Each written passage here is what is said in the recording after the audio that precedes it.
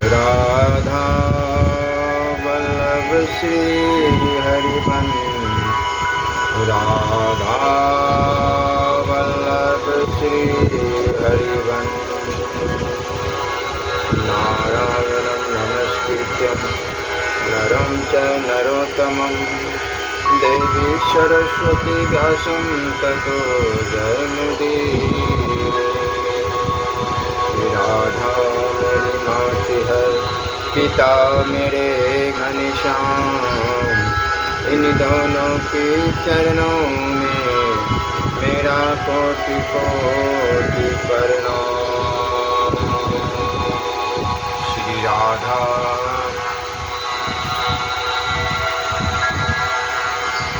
वल्लभ लाल की जय। श्री गणेशाय नमः। श्री परमात्मने नमः। बुराई के बदले भलाई। भाइयों, कभी अच्छा किया हुआ भी बेकार नहीं जाता और बुरे कर्म भी किया हुआ बेकार नहीं जाता। हमें क्या अच्छा करना है या बुरा करना है, प्रभु ने विवेक दे रखा है, बुद्धि दे रखा है, उसी के हिसाब से चलनी चाहिए। ये बहुत रहस्य और गुप्त बातें हैं जिसे ध्यानपूर्वक सुननी चाहिए और लोगों को सुनाना भी चाहिए। पंडित जयदेव एक बड़े अच्छे संत हुए। एक राजा उन पर बहुत भक्ति रखता था और उनका सब प्रबंध अपनी तरफ से ही किया करता था। वे ब्राह्मण देवता जयदेव त्यागी थे और गृहस्थ होते हुए भी मेरे को कुछ मिल जाए, कोई धन दे दे, ऐसा चाहते नहीं थे। उनकी स्त्री भी बड़ी विलक्षण पतिव्रता थी क्योंकि उनका विवाह भगवान ने करवाया था। वे विवाह करना नहीं चाहते थे। एक दिन की बात है, राजा ने उनको बहुत सा धन दिया, लाखों रुपए के रत्न दिए। उनको लेकर वे वहाँ से रवाना हुए और घर की तरफ चले। रास्ते में जंगल था। डाकुओं को इस बात का पता लग गया। उन्होंने जंगल में जयदेव को घेर लिया और उनके पास जो धन था वह सब छीन लिया। डाकुओं के मन में आया कि यह राजा का गुरु है, कहीं जीता रह जाएगा तो हमारे को पकड़वा देगा। अतः उन्होंने जयदेव के दोनों हाथ काट लिए और उनको एक सूखे हुए कुएं में गिरा दिया। जयदेव कुएं के भीतर पड़े रहे। 1-2 दिन में राजा जंगल में आया।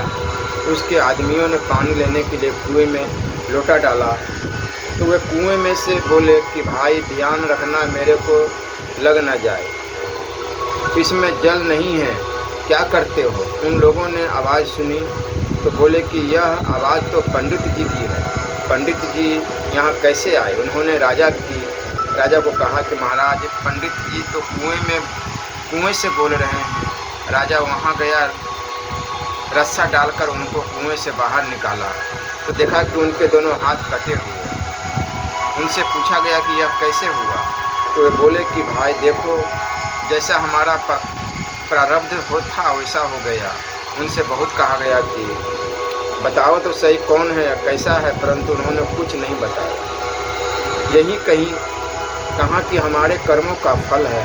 राजा उनको घर पर ले गए, उनकी मरहम पट्टी की इलाज किया और खिलाने पिलाने आदि सब तरह से उनकी सेवा की। एक दिन की बात है, जिन्होंने जयदेव के हाथ काटे थे वो चारों डाकू साधु के वेश में कहीं जा रहे थे। उनको राजा ने भी देखा और जयदेव ने भी देखा।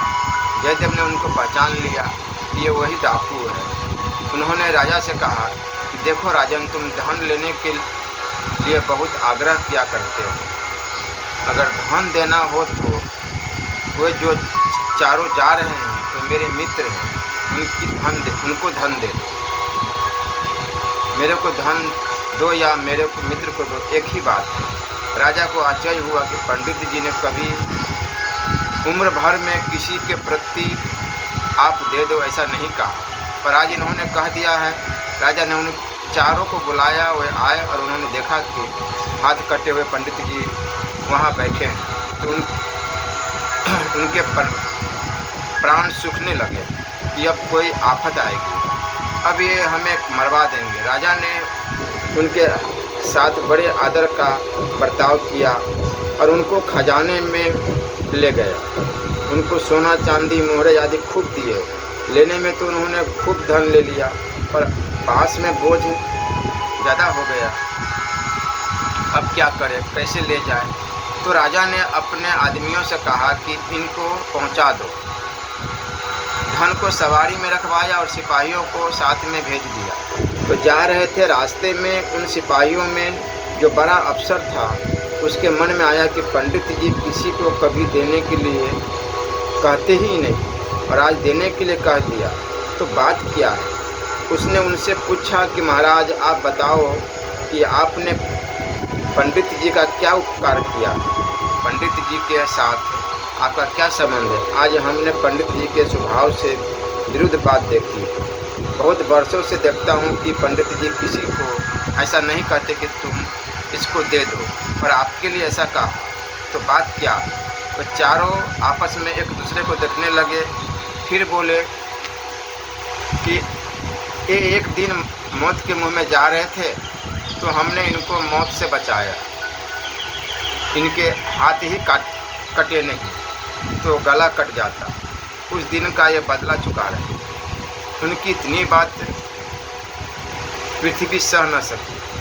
पृथ्वी फट गई और वे चारों पृथ्वी में समा गए। सिपाही लोगों को बड़ी मुश्किल हो गई कि अब धन कहाँ ले जाए, तो पृथ्वी में समा गए। अब वे वहाँ से लौट पड़े और आकर सब बात बताई। उनकी बात सुनकर पंडित जी जोर जोर से रोने लग गए। रोते रोते आंसू पोंछने लगे तो उनके हाथ साबुत हो गए। यह देखकर राजा को बड़ा आश्चर्य हुआ कि क्या तमाशा है, हाथ कैसे आ गए। राजा ने सोचा कि वे इनके कोई घनिष्ठ मित्र थे, इसलिए उनके मरने से पंडित जी रोते हैं। उनसे पूछा कि महाराज बताओ तो सही, बात क्या है? हमारे को तो आप उपदेश देते हैं कि शोक नहीं करना चाहिए, चिंता नहीं करना चाहिए, फिर मित्रों का नाश होने से आप क्यों रोते हैं, शोक क्यों करते हैं? तो वे बोले कि ये जो चार आदमी थे इन्होंने ही मेरे धन छीन लिया और हाथ काट दिए। राजा ने बड़ा आश्चर्य किया और कहा कि महाराज हाथ कटने वालों को आपने मित्र कैसे कहा? जयदेव महाराज बोले कि देखो राजन, एक जवान से उपदेश देता है और एक क्रिया से उपदेश देता है। क्रिया से उपदेश देने वाला ऊंचा होता है। मैंने जिन हाथों से आपसे धन लिया, रत्न लिए, वे हाथ काट देने चाहिए। यह काम उन्होंने कर दिया और धन भी ले गए। अतः उन्होंने मेरा उपकार किया, मेरे पर कृपा की, जिससे मेरा पाप कट गया, इसलिए वे मेरे मित्र हुए। रोया मैं इस बात के लिए कि लोग मेरे को संत कहते हैं, अच्छा पुरुष कहते हैं, पंडित जी कहते हैं, धर्मात्मा कहते हैं, और मेरे कारण से उन बेचारों के प्राण चले गए। अतः मैंने भगवान से रो करके प्रार्थना की कि हे नाथ, मेरे को लोग अच्छा आदमी कहते हैं तो बड़ी गलती करते हैं, मेरे कारण से आज चार आदमी मर गए, तो मैं अच्छा कैसे हुआ? मैं बड़ा दुष्ट हूँ। हे नाथ, मेरा कसूर माफ़ करो। अब मैं क्या करूँ? मेरे हाथ की बात कुछ रही नहीं, अतः प्रार्थना के सिवा और मैं क्या कर सकता हूँ? राजा को बड़ा आश्चर्य हुआ और बोला कि महाराज आप अपने को अपराधी मानते हो कि चार आदमी मेरे कारण मर गए, तो फिर आपके हाथ कैसे आ गए? वे बोले कि भगवान अपने जन के अपराधों को, पापों को, अवगुणों को देखते ही नहीं। उन्होंने कृपा की तो हाथ आ गए। राजा ने कहा कि महाराज उन्होंने आपको इतना दुख दिया तो आपको उनको धन क्यों दिलवाया? वे बोले कि देखो राजन, उनको धन का लोभ था और लोभ होने से वे और किसी का हाथ काटेंगे। अतः विचार किया कि आप धन देना ही चाहते हैं तो उनको इतना धन दे दिया जाए कि जिससे बेचारों को कभी किसी निर्दोष की हत्या न करनी पड़े। मैं तो संतोष था इसलिए मुझे दुख दे दिया, परंतु वे किसी निर्दोष को दुख न दे इसलिए मैंने उनको भरपेट धन दिया। राजा को बड़ा आश्चर्य हुआ। उसने कहा कि आपने मेरे को पहले क्यों नहीं बताया? तो बोले कि महाराज अगर पहले बताता तो आप उनको दंड दे देते, मैं उनको दंड नहीं दिलाना चाहता था, मैं तो उनकी सहायता करना चाहता था, क्योंकि उन्होंने मेरे पापों का नाश किया, मेरे को क्रियात्मक उपदेश दिया। मैं तो अपने पापों का फल भोगा, इसलिए मेरे हाथ कट गए। नहीं तो भगवान के दरबार में भगवान के रहते हुए किसी को अनुचित दंड दे सकता है? कोई नहीं दे सकता। यह तो उनका उपकार है कि मेरे पापों का फल भुगता कर मेरे को शुद्ध कर दिया। इस कथा से सिद्ध होता है कि सुख या दुख को देने वाला कोई दूसरा नहीं है। कोई दूसरा सुख दुख देता है, यह समझना कुबुद्धि है।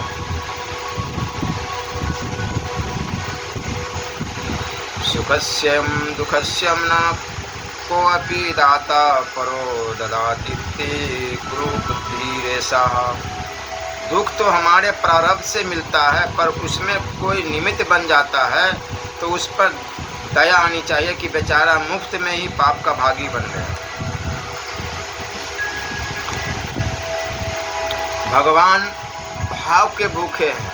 गृहस्थ में रहने वाले एक बड़े अच्छे त्यागी पंडित थे। त्याग साधुओं का ठेका नहीं है। गृहस्थ में साधु में सभी में त्याग हो सकता है। त्याग साधु भेष में ही हो ऐसी बात नहीं है।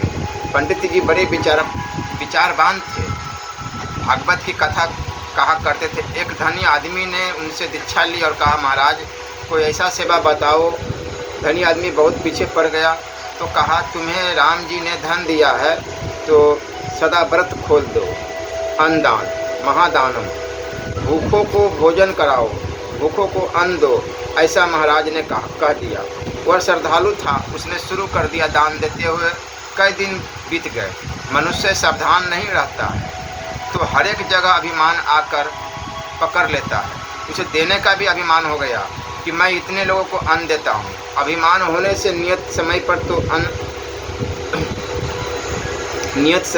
अन्न देता है, और दूसरे समय में कोई मांगने आता तो उसकी बड़ी ताड़ना कर, तिरस्कार अपमान करता। क्रोध में आकर अतिथियों की ताड़ना करते हुए कह देता है कि सभी भूखे हो गए हो क्या, अभी आ जाते हैं, सबकी नीयत खराब हो गई। इस प्रकार न जाने क्या क्या गाली देता है। पंडित जी महाराज ने वहाँ के लोगों से पूछा कि सदा व्रत का काम कैसा हो रहा है। लोगों ने जवाब दिया, महाराज जी अन्न तो देता है पर अपमान तिरस्कार बहुत करता है।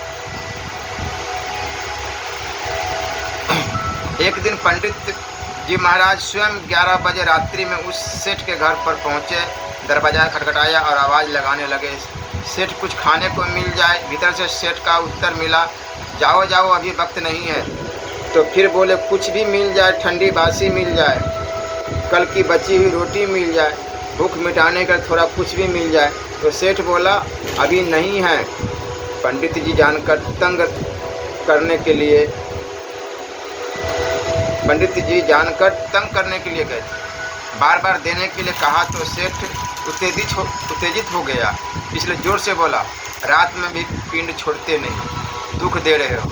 कह दिया, ठीक है, ठीक तरह से अभी नहीं मिलेगा, जाओ। पंडित जी फिर बोले, सेठ जी थोड़ा ही मिल जाए, कुछ खाने को मिल जाए। अब सेठ जी को क्रोध आ गया, जोर से बोले, कैसे आदमी है। दरवाज़ा खोलकर देखा तो पंडित जी महाराज स्वयं खड़े। उनको देखकर कहता है, महाराज जी आप थे।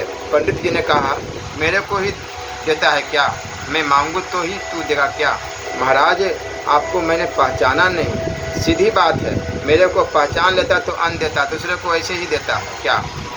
यह कोई देना थोड़ी ही हुआ। तूने कितनों का अपमान का तिरस्कार कर दिया, इससे कितना नुकसान होता है। सेठ ने कहा कि महाराज अब की बार से नहीं करूँगा।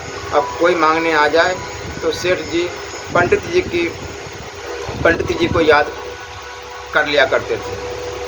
इसलिए सब समय सब भेष में भगवान को देखो। गरीब का भेष धारण कर, अभावग्रस्त का भेष धारण कर भगवान आए हैं। क्या पता किस भेष में साक्षात नारायण आ जाए। इस प्रकार आदर से देगा तो भगवान वहाँ आ जाते हैं। भगवान तो भाव के भूखे हैं। भाव आपके क्रोध का है तो वहाँ भगवान कैसे आवेंगे। आपके देने का भाव होता है तो भगवान लेने को लालियत रहते हैं। भगवान तो प्रेम चाहते हैं। प्रेम से आदर से दिया हुआ भगवान को बहुत प्रिय लगता है। दुर्योधन का मेवा त्याग कर साग विदुर खायो।